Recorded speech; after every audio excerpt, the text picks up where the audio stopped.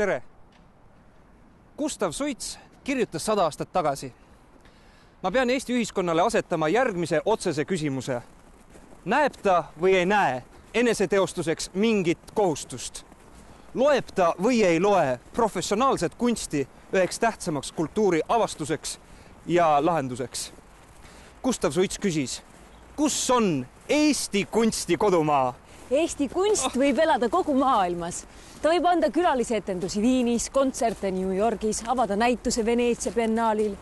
Kuid tema kodumaa on siin, Eestis. Ta sünnib siin. Selleks mõeldigi välja Eesti riik. Hiljuti ütles Eesti Vabariigi peaminister, et tema ei saa aru, miks üks rahvusvaheliselt olulisemaid dirigente, kes viimased 30 aastat on iga jumala päev näinud roppu vaeva sellega, et erinevad tipporkestrid üle kogu maailma panna mängima Eesti muusikat, saab oma tegevuse eest rohkem raha kui tema. Ida-Euroopa provintsistuva väikeriigi visioonitu peaminister, kes viimased 30 aastat iga jumala päev on näinud roppu vaeva selle nimel, et läbi sõita Tartu rattaralli. Mõni aasta tagasi ütles Tallinna linnapea. Ma annan välja kindla veksli. Me ehitame kultuuripealinna aastaks Tallinnasse uue teatrihoone või siis uue kultuuri- ja kunstikeskuse. Ta lubas, et Tallinna linnateater saab endale uue saali. Ta valetas. Selle asemel lubas ta valmis ehitada kultuurikatla. Ta valetas jälle. Järelikult asi pole rahas, asi pole majades, asi on suhtumises. Mida toob tulevik? Kultuuriministeeriumi arengukavast loeme, et 20 aasta pärast on Eesti rahvastiku olukord stabiliseerunud. Eestlus on väärtustatud. Eesti on nooremale põlvkonnale eelistatud elu- ja tööpaik. Kultuuri kohanemisvõime on tasemel, mis võimaldab kultuurivaramu ülekannet ja pidevat täiendamist uutele kultuurikandjate põlvkondadele. Hääbumishirm on kadunud. 77% eurooplastest peavad kultuuri oma elus oluliseks. Eestis on vastava näitaja 83. Palju õnne! Ilmselt just seetõttu on kultuuri osakaal riigieelarves viimase 4 aasta jooksul vähenenud 3,2%-lt 2,5%-ni. Tore! Teatri- ja kontserdipiletite käibemaks on tõstetud. Kinofilme tehakse Eestis ja 2. Pillipanikoti nüüd ansambel. Uuelt aastalt ootame sama kindlat kultuuri ees seismist. Olgem ausad, ega kultuur ei ole tootlik. Tema majanduslik kasu on tühine. Meie SKP-st annab ta ainult 1,05%. See on naeruväärt.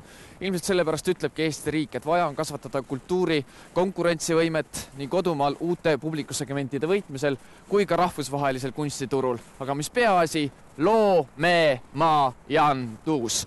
Loomemajandus on see, kui kunst elatab end ise ära ja ei võta, nagu ütles meie kultuuriminister, raha ära eakatelt ning lastelt. Ning kui talle teatati see peale, et nii väita on demagoogiline, teatas meie oma kultuuriminister, et kunstiinimesed on kõik liiga emotsionaalsed ning nendega tuleb rääkida nagu väikeste lastega, kellelt on just raha ära võetud. Te küsite, kes olen mina? Mina olengi see, kes võtab teilt raha ära. Mina olengi see, kes võtab teilt raha ja investeerib selle igal õhtul ja igal hommikul oma usku ja oma lootusesse, et minust saab taaskord tõsiselt võetav kodanik ja et ma kolin välja oma garderoobist ja et peaminister ei põlga mind enam ja et erakonnad ei arva enam, et me sööme nendega sama leiba ja et ma saaksin sulle vaadata jälle silma, sest üks ei ole parem kui teine ja kuigi sulle väidetakse vastupidist, ei läinud me tülli omavahel. Sest kõigest hoolimata tahame me endiselt luua ja näidata teile kunsti, mis on ilus, kõnekas, kaasaegne ja hea. 30. aprillil avame me siin Skoone bastionil Põhuteatri. See on Põhust rajatud suurejooneline installatsioon, mis kestab vaid pool aastat ja mida ümbritseb tarbimisvaba avalik linnaruum, kus te võite mängida lastega, laenutada raamatuid või niisama pikutada. Kunsti on vaja selleks, et Eesti ei muutuks tühiseks ja igavaks väikeriigiks, mille ainus idee on... Seetõttu kogunevad siia teatritrupid, performance'i ja installatsioonikunstnikud, muusikud ning näitlejad üle kogu Euroopa ja kaugemaltki. Sebastian Nübling, Nature Theatre of Oklahoma, Coop Squad. Need nimed ei ütle sulle mitte midagi. Ära muretse, nad ei peagi. Aga meie oleme nendega kohtunud ja meie oleme neid näinud. Ja me kinnitame sulle, nad on head. Nad on väga head ning meie ei valeta. Põhuteater hoiab meie väliskaubandusbilanssi tasakaalus, me ei tegele ainult impordiga, see on Eesti kunsti kodumaa. Ja kellele ei meeldiks Jarek Kasar, Uku Uusberg, Hendrik Kaljujärv, Anne Türmpuu? Me oleme kõik siin.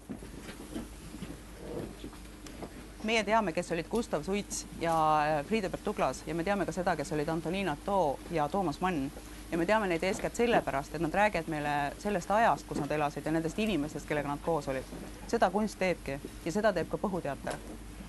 Ma pean Eesti ühiskonnale asetama otsese küsimuse. Näeb ta või ei näe eneseteostuseks kohustust? Loeb ta või ei loe professionaalset kunsti üheks tähtsamaks kultuuri avalduseks ja saavutuseks? Gustav Suits küsis, kus on Eesti kunsti kodumaa? Siin. Head vana aasta lõppu!